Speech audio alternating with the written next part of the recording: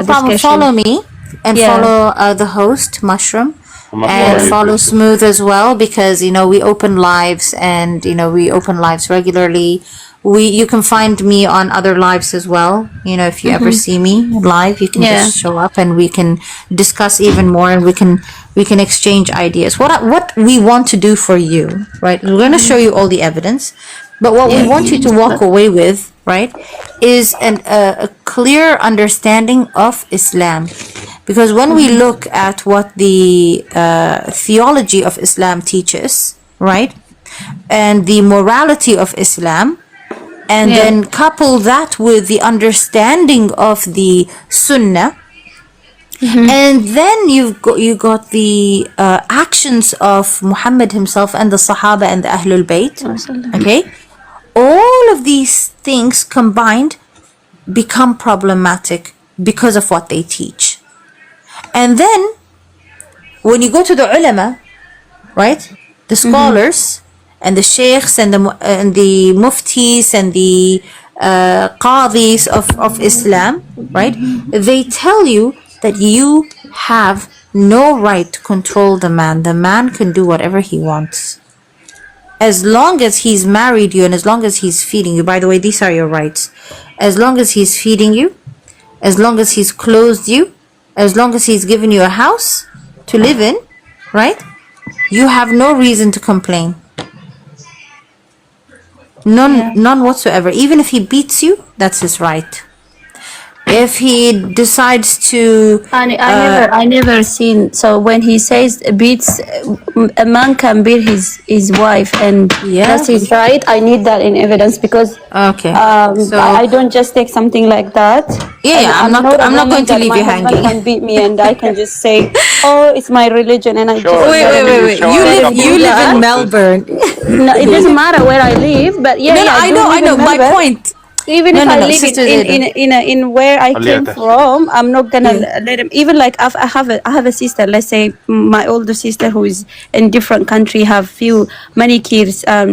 She went through a lot of things like this. Her husband used to beat her up or something like that. Yeah. But we told her to leave him and just go out, because it's not because she's religious or something like that. I know she's a Muslim, but because of the society in that place, and she couldn't leave, she couldn't move because of the poverty Of course. she's in. Yeah. She decided to just stay, and even if she can Endure. come back, she thinks the family won't accept her, or she rather just. Why do you think she's stick by- afraid? Why do you think she's afraid? It's like, I don't know, like she thinks like if she come back with her kids, or they're not gonna love that my nobody's kids, gonna even support if it's her. bad, he can still provide for his children, he can still provide for me. And she just decided to stay. They have many kids, they went through so much, but it's amazing to me that we born from the same mother, but she have different ways of staying. And like this is how She's you enduring. She's she's enduring the enduring. hardship. Yeah, if she said Yeah. no, like it doesn't just, the man doesn't just get up and beat you up. It starts with disrespect, starts with the way he talks to you. If you draw that red line, like if you say that, okay, I don't like risk to move and to go and be by yourself, it's fine, But if you get to be like someone will beat you up, you still live with that person. I think that's on you. It's not because But of see, religion. It's gonna tell you to live with him. But Zaido, let me Yeah. ask you something. If it's possible, I mean, obviously she would have to be in a community or in a nation where she would have very little in terms of protection. If she's going to be a divorcee, there is a stigma that comes with that. You know this. Yes. It's in Okay, every religion, everywhere. It's everywhere. No, it's not only just in Islam. every We can't religion. just Look, say, as a Christian, I can divorce, right? But it wouldn't be as stigmatizing as it would be for a Muslim woman. no, come on. Because Yeah, no. because no, I'm going to tell you why. I'm not encouraging. By the way, I'd never encourage women to divorce. they actually they don't divorce like a Muslim people. Like they Yeah, stay because together. we don't The want husband to. can cheat. He doesn't, because he's not allowed to go out Zaido, and marry Zaido. the second, the third. Zaido, Yes. I need you to stop making claims because you can't make those claims. Do you know why? That's not how it happens, okay? Do you know why? I'm going to show you evidence for what I say, right? And then I'm going to require the same from you. Because when it comes to before you do, Rita, I just have a question for the sister here because I've been quiet this whole time. Sister, so you believe that a man like has no right to beat his wife, even No. if he fears her disobedience or if she disobeys him, or No. you know, you don't Yeah. think that he should beat her up? No, he shouldn't be beating her up. Yep. Like, would that be wrong? It's absolutely wrong. Like, that's his wife. He's there to protect her. Why does he have to beat her up? You're a good woman. Is it immoral? Is it evil? It's evil. Yes, it's evil. It's immoral. Okay. Yeah. Another question.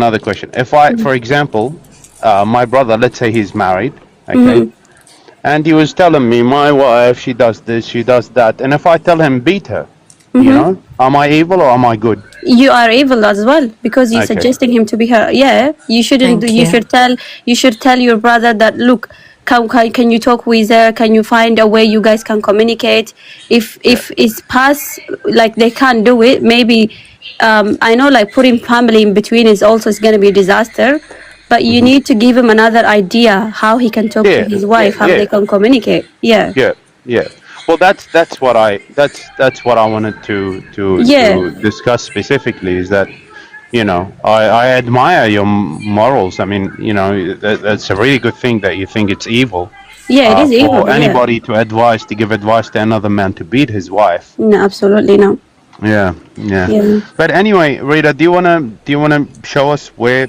I mean, where in Yeah, I Islam mean, does it say that? obviously, the Quran says that a man should and can, in fact, you know, is superior over the women, right? It says النساء قوامون على النساء, not just his wife. Okay, Over Anissa, I women want in to know general. which. Okay, so did you send I'm me the gonna evidence? tell you. I'm gonna tell you. We're gonna show you on the screen.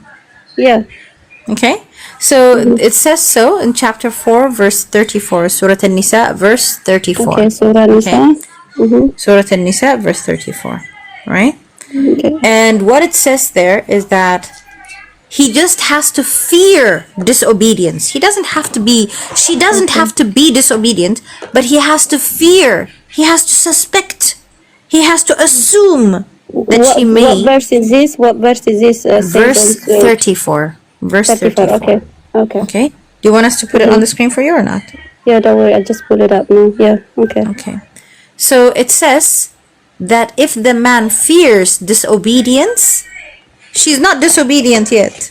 It doesn't say if she is disobedient. It says if you fear, suspect, assume some form of disobedience is going to happen, then you can admonish her. First, you can advise her, you can admonish her, then you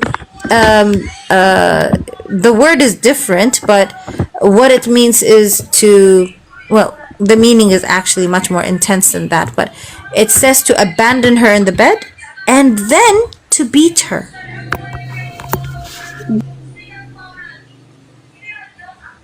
I'll put it on the screen for you. You don't have to go. Here you go. Because I don't want to just pull it up from internet. I want to look at it. It's going to be from Quran.com. Yeah. Okay. Okay. So on this one.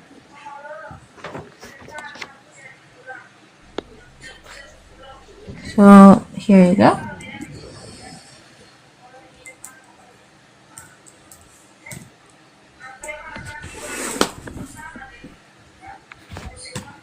Wait, I'm not seeing anything. Did you send it to me like? No, I'm going to put it on the screen. You're going to see it on she the will screen. show you. She will show you. okay. She'll open up a camera and then show you on the website, on the Quran Here you website. go. Yeah. So this is the verse. I'm just going to put it on the screen for you. Right? And then we're going to read it together. Okay? Yeah.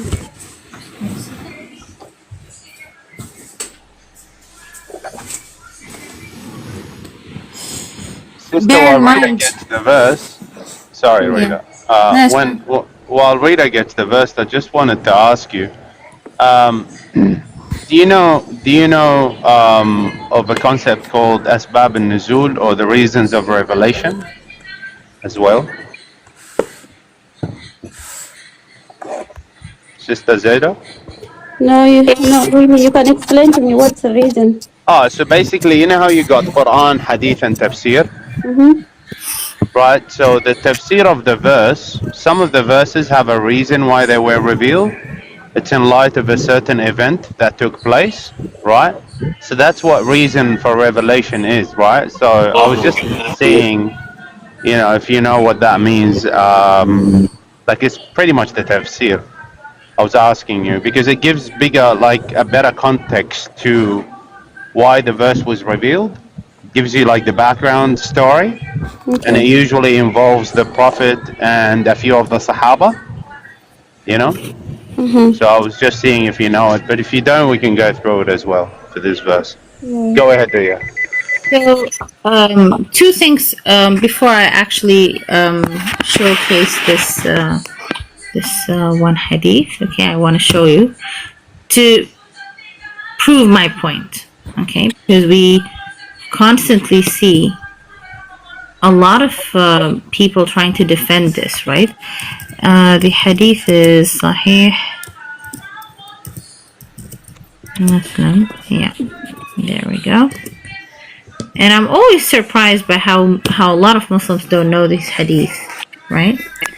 So, remember I told you that women, Mushroom, is it possible for you to remove the sticker, please? Because we already have a topic. Thank you. So, here's the, Zeta, are you still there? You don't have to mute, by the way. I'm here. Okay, you don't have to mute. Just keep it on for the second. So this is Sahih Muslim. Do you know how hadith works?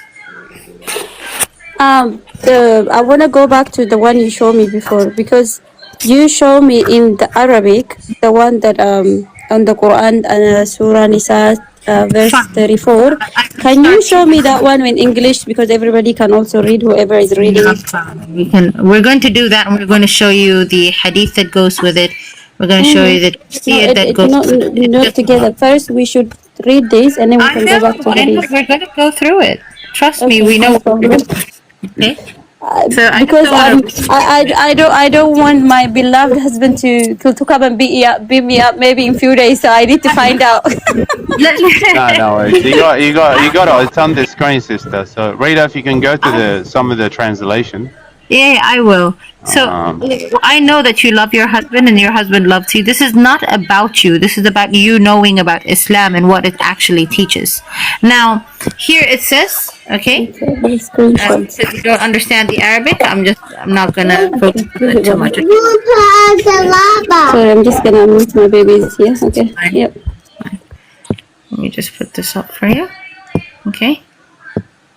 Put all of the translations. No idea why it keeps doing this. You know, my choice would always be to have all of them there so that we can showcase exactly what the translations say. Okay? Right, we go back here. Here's the translation for you. Okay?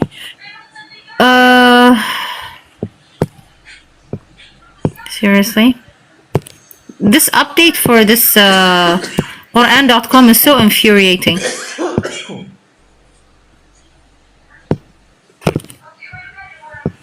Absolutely awful update. So here it says men are caretakers, men are caretakers, then it says men are in charge. Excuse me. Are you a caretaker or are you in charge of them? Then it says men are protectors and maintainers. No, it's only one word. It's qawamun. Yeah, let's. Isn't it that good when you say man is maintainer and protector, which is good? The English is very good. Actually, I'll be honest with you. In the English, it sounds so nice, right? But let's see how they continue to translate this. Okay, men are in charge of women. When it says men are in charge, how can it be protectors and maintainers? That's not how this works. Okay, but anyway, it doesn't matter. So let me show you why this is absolutely false. Okay, then it says men are caretakers of women, as men have been provisioned by Allah over women and tasked with supporting them financially. That's not what it says in the Arabic. And righteous women are devoutly obedient, protective of what Allah has entrusted them. That is not what it says in the Arabic. And if you sense ill conduct, listen to this. That's And the if problem you- with translating. Maybe, I don't know, like translating. I'm Maybe gonna you show can you. say I'm gonna show from you. English. I don't know. Okay. I promise you I'm going to show you. And then we're going to look into this, okay? And it says, and if you sense ill conduct from your women, advise them. If they persist, don't share their beds. But if they still persist, then discipline them. But if they change their ways, do not be unjust to them. Really? So if they don't change their ways, be unjust to them? That's crazy. The opposite has to be true. In any case, here, men are caretakers of women since Allah has made some of them excel the others, and because of the wealth they have spent. So the righteous women are obedient, guard in the absence with the protection given by Allah. As for women whom you fear rebellion. You fear disrespect. You fear any form of behavior that hasn't manifested itself yet. You haven't seen this behavior yet, but you fear it. It says, convince them, leave them apart in their beds, and beat them. See this part here? Here it says, discipline them, but here it says, beat them. Then if they obey you, do not seek a way against them. So first you have to beat them, then you have to consider if they obey you or not. That's weird. But let's go here. Next translation. We go all the way here. We've already read this stuff. Then it says, advise them, forsake them in the bed, and strike them. But if they obey you, seek no means against them. Let's go to the next one. As for those women on whose part you see ill conduct, it doesn't say see. Okay? It says to suspect ill conduct, admonish them, refuse to share their beds, and beat them. But if they return to obedience, seek not against them any means. Then we go here. If you fear high-handedness from your wives, so you fear that the woman might have a personality. You fear that the woman might have a character. You fear the fact that a woman may be assertive. And some form of disobedience, but it hasn't shown yet. It hasn't materialized. Then what happens is, then ignore them, okay? Remind them, ignore them when you go to bed, then hit them. So let's get this straight. Strike, beat, hit them. If they obey you, then you have no right to act against them. We go to the next one. As for women of whom you fear rebellion, admonish them, remain apart from them in beds, and beat them. This is a woman. As for those for whom you fear rebellion, admonish them, banish them to the beds apart, and scourge them. How do you scourge somebody? So I've just shown you the translation, Zaido. Does this sound good to you? Let me see. So this one, I did this verse is not new to me, like previously, because as I did try asking a few times, they say it's just, if you know miswak, that the miswak, miswak, the one we use, the stick, like the one looks like toothbrush. Most of you know. Yes.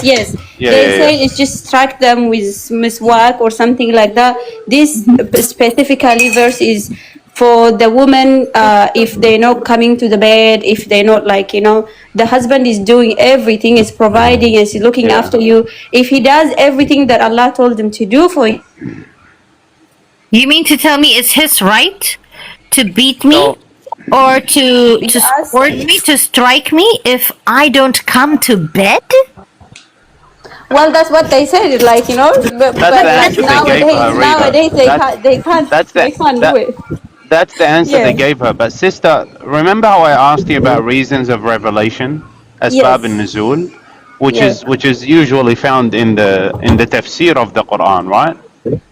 So here in the tafsir of this verse, and I have read the tafsir in the past so many times, right? The answer that they've given you does not go with the tafsir of the Quran, because if I was to take an answer from anybody, from any scholar, I'd rather go to the earliest scholars that interpreted these verses. They were closer to the time of the Prophet, right? That would make more sense because they knew the religion better than the imams that we have today. Wouldn't you agree? Yeah, yeah, maybe. Yeah. So if I go, for example, to a Shaykh al-Tabari and I see what this verse was revealed about and why it was revealed, he'll explain it in his book, and he will tell us a story that it was revealed about a woman who was newly married, right? Her husband, okay, he slapped her, okay? So she went to her father and told him that. So her father grabbed his daughter by the hand and he took her to the Prophet to seek retaliation against the new husband, okay? So they went and told the Prophet that the new husband, he slapped his wife, my daughter, and we are seeking retaliation. And then the Prophet told them to go and seek retaliation against the husband, okay, beat him up too or do whatever, right? But then as soon as they turned around and walked about 2 meters away from the Prophet called back to them and he told them, Jibreel just came to me and this verse was revealed. If you fear their disobedience, beat them. So the context of why the verse was revealed, right, does not line up very well with the hajj of the miswak, okay? Nowhere in the hadith does Muhammad, for example, advise that you should beat your wife with a miswak and not with your hand or not with a baseball bat. There is no such thing. These are the opinions of the ulama, which is based on ijtihad. It's just innovation, right? Because all of even there is even a hadith in the Sunnah of Muhammad, which is, in Bukhari or Sahih Muslim, I don't remember exactly which book out of the two, right? Where Muhammad, he says, don't beat your wives as you beat your slaves. Yani, don't be too harsh in beating them, as if you're beating your slave, right? So, there's no mention of the miswak to use against the wife. And the context of the reason of revelation was about a man who slapped his wife. So, yeah. You there, Zayda? I think she left. Oh, She might have left. Zayda, where did you go? I was going to show Zayda. her the hadith that, that says women are not members of the household. And so... I think she's good. She has a good dose now, at least of... Okay, we haven't...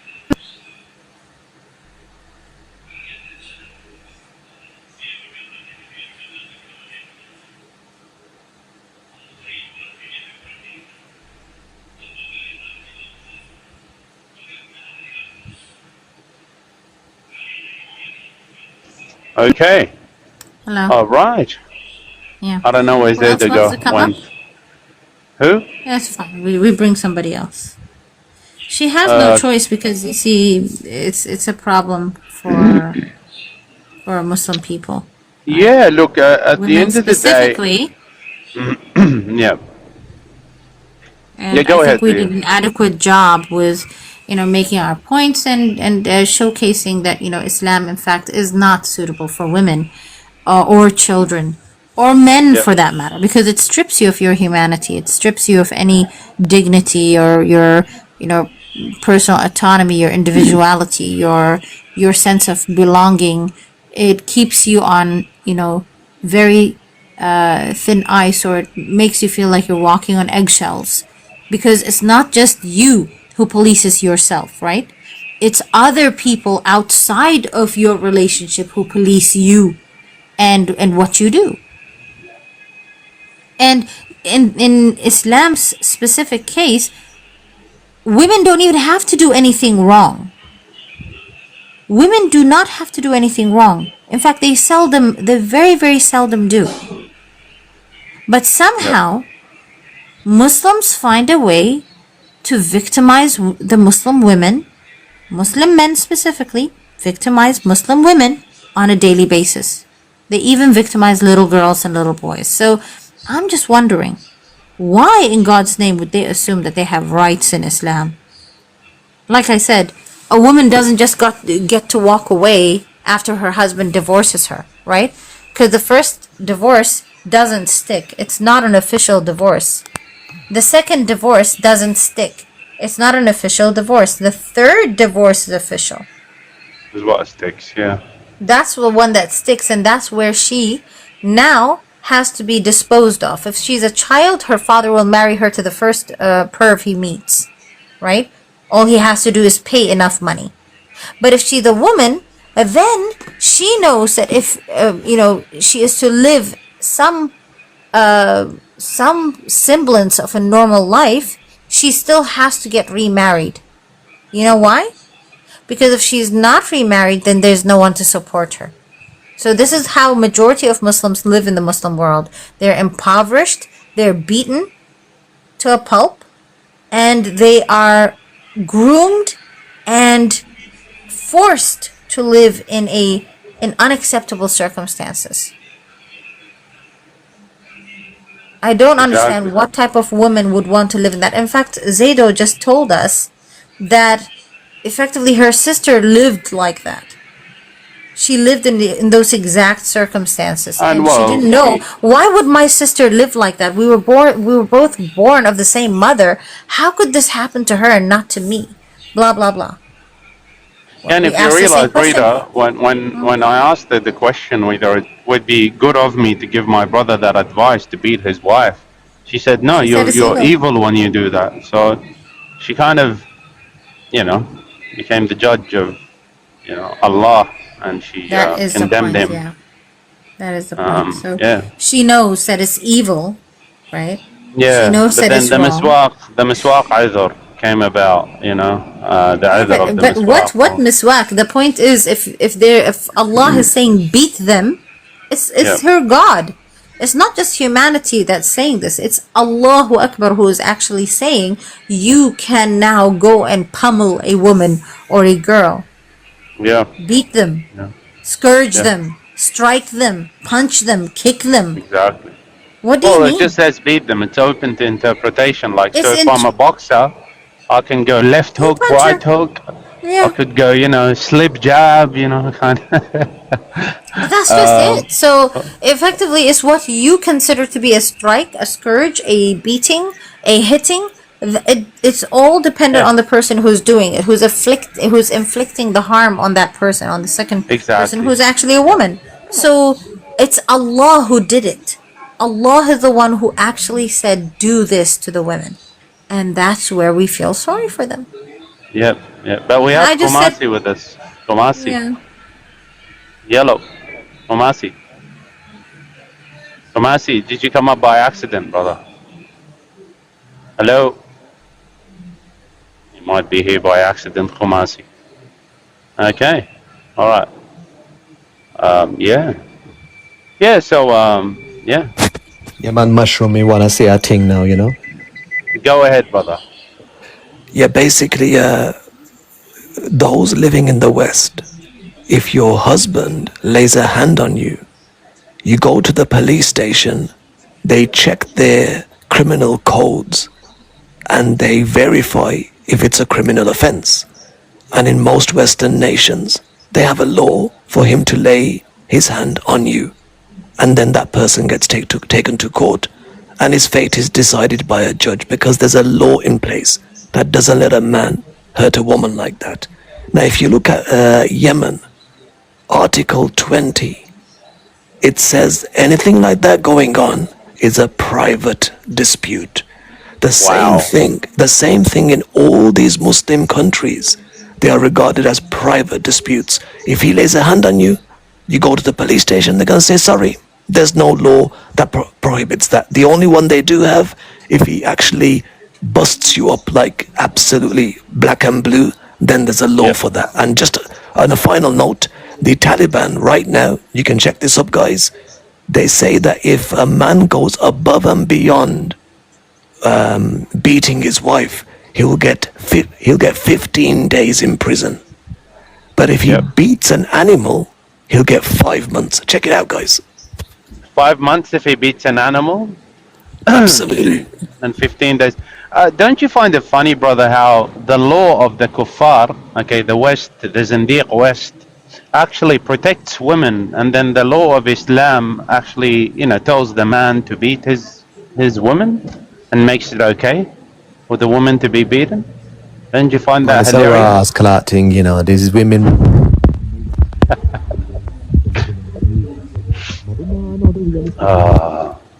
It's insane, man. Anyway, I was going to show her why it is that she has no rights within Islam, but clearly Yeah, she left. we have B. He just came up. What's up, B?